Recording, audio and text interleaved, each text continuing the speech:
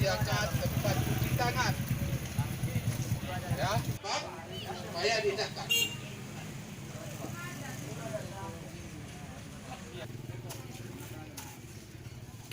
Syederalun Muspika Singkil melakukan patroli ke pasar tradisional Siti Ambia, Kabupaten Aceh Singkil.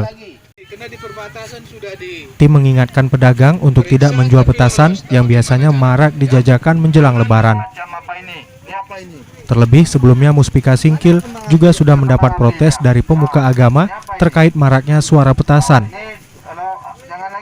Selain mendatangi satu persatu pedagang, himbauan juga disampaikan melalui pengeras suara oleh Kapolsek Singkil, Ibtu Astani.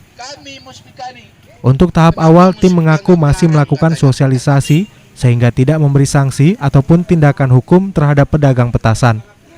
Pada kesempatan ini, Muspika Singkil ikut mengingatkan kembali agar masyarakat menggunakan masker saat berada di luar rumah.